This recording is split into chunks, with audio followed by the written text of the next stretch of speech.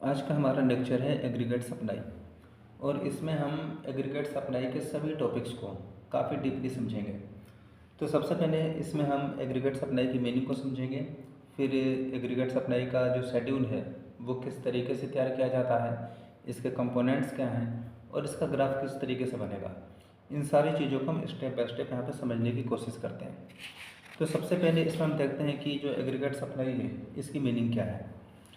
Aggregate supply के बारे में यहाँ पे जो भी कुछ लिखा है उसको सिंपली अगर मैं बताऊँ तो इसका ये मतलब है कि एग्रीगेट सप्लाई यानी कि टोटल सप्लाई। तो इसमें ये देखा जाता है कि जो भी प्रोड्यूसर सेक्टर है इकोनॉमी के अंदर, वो पूरी इकोनॉमी में कितने गुड्स एंड कितनी वैल्यू के गुड्स एंड सर्विसेज की सप्लाई करने के लिए तैयार है। यानी कि पूरी इकोनॉमी में गुड्स एंड सर्विसेज की टोटल कितनी सप्लाई होगी, इसका इसका जो कैलकुलेशन है या इसकी जो वैल्यू है वो हमारी एग्रीगेट सप्लाई के अंदर कैलकुलेट करी जाती है। अब इसकी मीनिंग को समझने के बाद इसके रिलेटेड कुछ टॉपिक्स को हम समझ लेते हैं। तो इसमें सबसे पहले आता है हमारा टॉपिक कि aggregate supply is equal to national income. यानी कि जो एग्रीगेट सप्लाई है वो नेशनल इनकम के बराबर होती है। सबसे पहले आपको इस कंसेप्ट को समझना होगा, क्योंकि जब हम इनकम का डिटर्मिनेशन वाले पार्ट पे जाएंगे इस लेक्चर के बाद जो भी लेक्चर आएगा, तो उसमें जो एएस है वो हमेशा इनकम के बराबर होगा। तो जो एग्रीगेट सप्लाई है वो इनकम के बराबर क्यों होती है, उसके पीछे रीज़न क्या है, वो हमें यहाँ पे समझना होगा। तो इसको मैं स्टेप बाय स्टेप यहाँ पे समझा देता हूँ, ठीक है। तो एग्रीगेट सप्लाई के बारे में जो कि हमने समझा कि एग्रीगेट सप्लाई क्या है, कि एग्रीगेट सप्लाई में देखा जाता है कि पूरी इकोनॉमी में कितने गुड्स एंड सर्विसेज की सप्लाई हुई। और चूँकि हम जीडीपी में हम वैल्यू की कैलकुलेशन करते हैं कि पूरी इकोनॉमी में कितने वैल्यू के फाइनल गुड्स एंड सर्विसेज हमारे प्रोड्यूस हुए हैं, तो एग्रीगेट सप्लाई में ये देखा जाएगा कि जो भी पूरी इकोनॉमी में गुड्स एंड सर्विसेज की सप्लाई हुई है इसकी टोटल वैल्यू कितनी है। अब हम यहाँ पे कुछ डाटा एज्यूम कर लेते हैं। मान लीजिए कि जो टोटल गुड्स एंड सर्विसेज की सप्लाई हुई इसकी जो टोटल वैल्यू है वो 100 रुपये है। यानी कि 100 रुपये का सामान हमने पूरी इकोनॉमी में सप्लाई करने के लिए तैयार है, जो प्रोड्यूसर सेक्टर है। तो उसने 100 रुपये की जो गुड्स एंड सर्विसेज है उसकी सप्लाई किया। अब जो भी प्रोडक्शन हुआ, हमारा 100 रुपये का प्रोडक्शन हुआ, और अगर हम इस इंफॉर्मेशन से जीडीपी कैलकुलेट करना चाहें तो जीडीपी के अंदर 3 मेथड होते हैं हमारे। उसमें एक मेथड आता है हमारा इनकम मेथड। इनकम मेथड में क्या देखा जाता है, इनकम मेथड में हम ये देखते हैं कि जो भी हमारा प्रोडक्शन हुआ है उसकी वैल्यू टोटल 100 रुपये है। अब इनकम मेथड में ये जो टोटल 100 रुपये की वैल्यू का प्रोडक्शन हुआ, इस 100 रुपये की वैल्यू के प्रोडक्शन को हमारे चारों फैक्टर्स ऑफ जो प्रोडक्शन हैं उनके बीच में डिस्ट्रीब्यूट कर दिया जाएगा। तो हमारे 4 फैक्टर ऑफ प्रोडक्शन कौन से हैं, एक है आपका लैंड, दूसरा है लेबर, तीसरा है कैपिटल, और चौथा है एंटरप्रेन्योरशिप।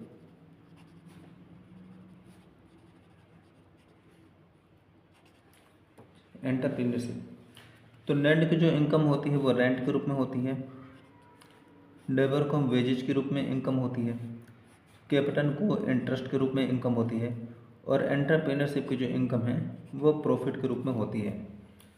तो ये जो 100 रुपये की वैल्यू का गुड्स एंड सर्विसेज हमारा सप्लाई हुआ, इन सारे के सारे 100 रुपये की वैल्यू को इन चारों फैक्टर्स ऑफ प्रोडक्शन में उनकी इनकम के रूप में बांट दिया जाएगा। तो ये सारे 100 रुपये, कुछ हिस्सा इसमें रेंट का, कुछ हिस्सा वेजेज का, कुछ हिस्सा इंटरेस्ट का, और कुछ हिस्सा हमारा प्रॉफिट का। तो ये सारे के सारे 100 रुपये इन चारों के बीच में बांट दिए जाएंगे। तो अगर हम यहाँ पे इकोनॉमी में देखें तो इकोनॉमी में 100 रुपये की गुड्स एंड सर्विसेज का प्रोडक्शन हुआ है, यानी कि जीडीपी हमारी 100 रुपये है। और इसी जीडीपी को अगर हम इनकम मेथड से कैलकुलेट करें तो इसी 100 रुपये को इन चारों फैक्टर्स की इनकम के रूप में डिस्ट्रीब्यूट कर दिया गया।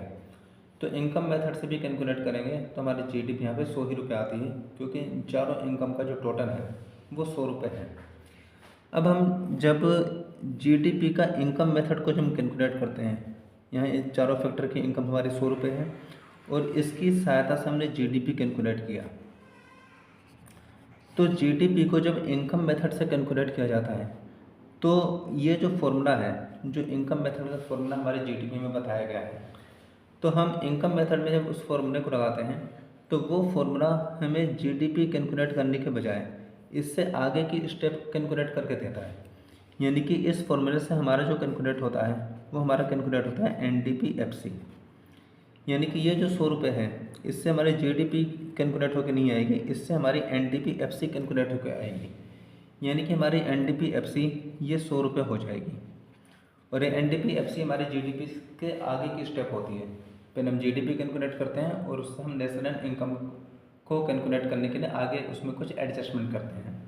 तो जीडीपी में को नेशनल इनकम में कन्वर्ट करते समय बीच में एक स्टेप आती है एनडीपीएफसी, और ये जो इनकम मेथड है वो डायरेक्ट उस एनडीपीएफसी को ही कैलकुलेट कर देता है।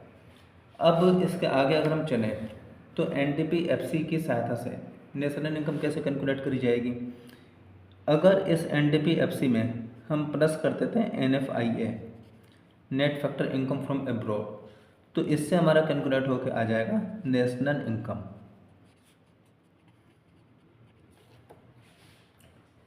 तो एनडीपीएफसी हमारा ऑलरेडी 100 रुपये आ चुका है। इसमें अगर हम एनएफआईए को कैलकुलेट जोड़ देते हैं तो हमारे पास नेशनल इनकम आ जाएगी। अब ये एनएफआईए क्या है और इसकी वैल्यू कितनी होगी, इसको समझ लेते हैं। ये जो भी हम इनकम के डिटर्मिनेशन का टॉपिक हम समझ रहे हैं, उसमें हम केवल दो सेक्टर्स को लेते हैं। पूरी इकोनॉमी में हम ये जूम करते हैं कि पूरी इकोनॉमी में केवल दो ही सेक्टर हैं, एक हमारा प्रोड्यूसर सेक्टर और एक हमारा हाउस होल्ड सेक्टर। इसमें हम गवर्नमेंट सेक्टर को इग्नोर कर देते हैं और जो हमारा एक्सटर्नल सेक्टर है उसको इग्नोर कर देते हैं। यानी कि इसमें हमारा गवर्नमेंट सेक्टर भी कुछ नहीं है और हमारा एक्सटर्नल सेक्टर भी कुछ नहीं है। तो जब हमारा एक्सटर्नल सेक्टर कुछ भी नहीं है तो हमारे विदेशों से कोई भी एक्सपोर्ट इंपोर्ट या कोई भी ट्रांजैक्शन हमारा नहीं होगा। जब विदेशों से हमारा कोई भी ट्रांजैक्शन होगा ही नहीं तो फिर हमारा एनएफआईए या हमारा जीरो के बराबर आएगा। और जब एनएफआईए हमारा जीरो के बराबर आएगा तो 100 रुपये में अगर हम 0 रुपये को जोड़ दें तो हमारी नेशनल इनकम ये भी हमारी 100 रुपये ही आएगी, क्योंकि एनडीपीएफसी में एनएफआईए जोड़ देंगे तो नेशनल इनकम आ जाएगी। और चूँकि हम यहाँ पे जो हम मॉडल को लेकर चल रहे हैं इसमें केवल दो ही सेक्टर हैं, प्रोड्यूसर और हाउस होल्ड सेक्टर। यहाँ पे कोई गवर्नमेंट सेक्टर नहीं है, यहाँ पे कोई एक्सटर्नल सेक्टर नहीं है। तो जब कोई एक्सटर्नल सेक्टर है ही नहीं तो हमारा कोई भी एक्सपोर्ट इंपोर्ट नहीं होगा या कोई भी विदेशों से ट्रांजैक्शन नहीं होगा। तो जब कोई भी विदेशों से ट्रांजैक्शन नहीं होगा तो हमारा जो एनएफआईए है वो हमारा जीरो हो जाएगा। तो एनडीपीएफसी में जब हम एनएफआईए जोड़ेंगे यानी कि 100 रुपये में जब हम जीरो को जोड़ेंगे तो हमारी नेशनल इनकम 100 ही रुपये आएगी।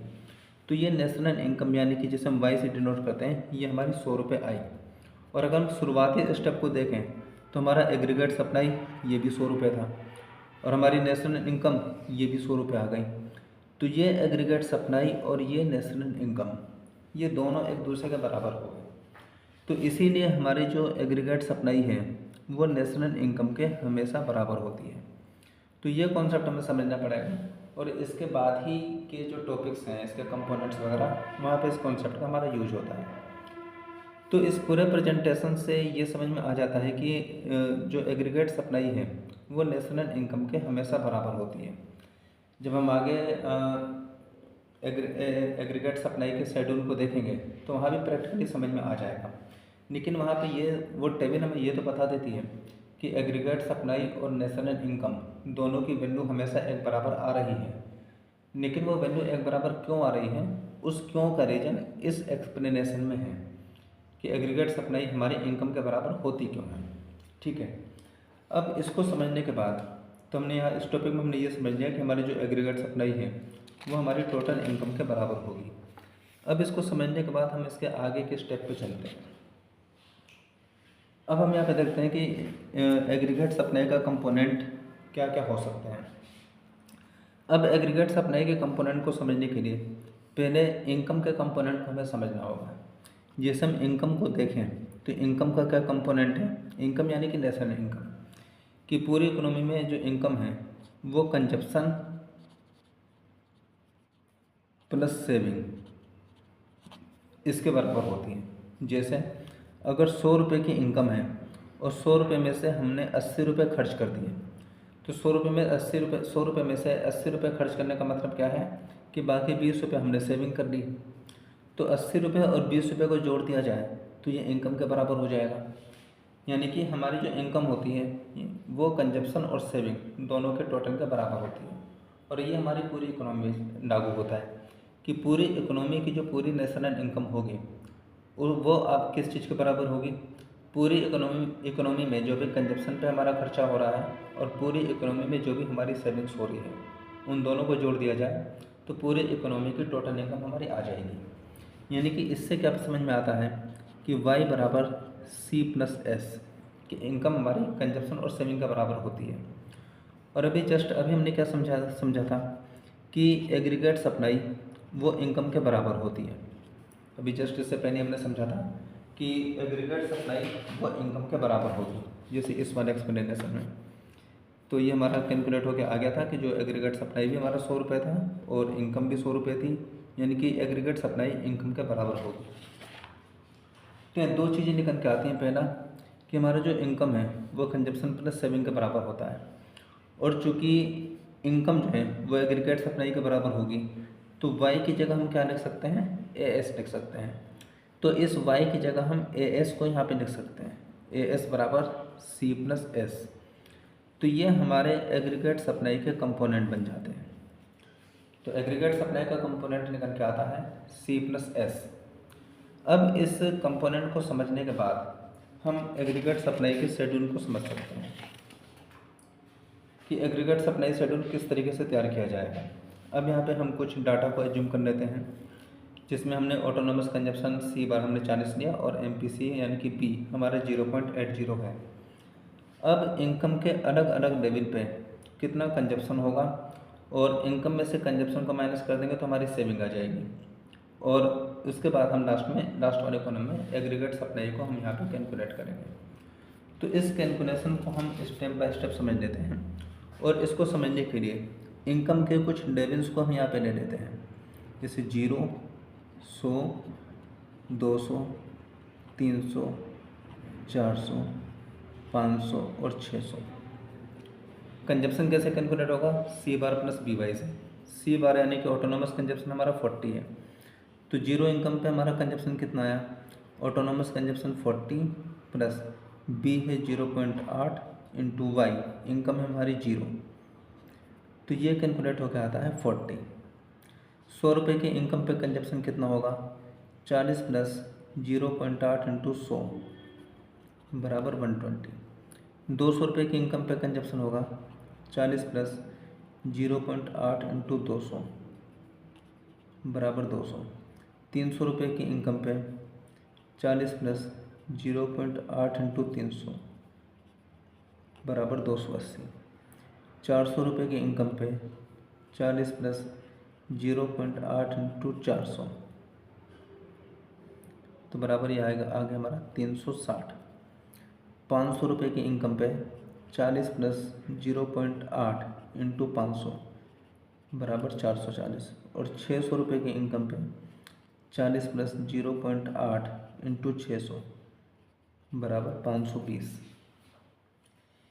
अब ये हमारी इनकम आ गई, ये कंजप्शन आ गई। सेविंग कैसे आएगा, अगर इनकम में से कंजप्शन को माइनस कर दिया जाए, जैसे हम यहाँ पे 400 रुपये की इनकम कमा रहे हैं और इनकम में से 360 रुपये हमने कंजप्शन पे खर्च कर दिया, तो सीधा सा मतलब है कि बाकी 40 रुपये हमने सेव किए होंगे। तो इनकम में से कंजप्शन को माइनस करके हमारी सेविंग आ जाएगी। तो सेविंग को अगर हम कैलकुलेट करें तो किस तरीके से आएगी, 0 में से 40 को माइनस करेंगे तो -40, 100 में से 120 को माइनस करेंगे तो -20, 200 में से 200 को माइनस किया तो 0, 300 में से 280 को माइनस किया तो +20, 400 में से 360 को माइनस किया तो +40, 500 में से 440 को माइनस करेंगे तो +60, और 600 में से 520 को माइनस करेंगे तो +80। ये हमारी सेविंग्स आ गई। अब सेविंग और कंजप्शन के आने के बाद हम AS कैलकुलेट कर लेंगे। AS के कंपोनेंट के बारे में आपको क्या समझाया था कि AS का कंपोनेंट होता है AS बराबर C+S। तो अगर कंजप्शन और सेविंग को जोड़ दिया जाए तो एग्रीगेट सप्लाई हमारी आ जाएगी। तो कंजप्शन ये है, सेविंग ये है, इन दोनों को जोड़ के हमारी एग्रीगेट सप्लाई आ जाएगी। तो 40 में अगर -40 को जोड़ेंगे तो ये आ जाएगा 0। 120 में अगर -20 को बनाएंगे तो ये आ जाएगा 100। 200 और 0 मिल के हो जाएंगे 200। 280 में 20 जोड़ेंगे तो 300, 360 में 40 जोड़ेंगे तो 400, 440 में 60 जोड़ेंगे तो 500 और 520 में 80 जोड़ेंगे तो 600। अब यहाँ पे अगर हम देखें तो ये इनकम का कॉलम है और ये हमारी सप्लाई का कॉलम है, एग्रीगेट सप्लाई का। ये दोनों हमेशा बराबर है। जैसे इनकम 0 है तो एग्रीगेट सप्लाई भी 0 है, इनकम 100 है तो एस भी 100 है, इनकम 200 है तो ये भी 200, ऐसे 300, 400, 500, 600 और इधर भी 300, 400, 500, 600।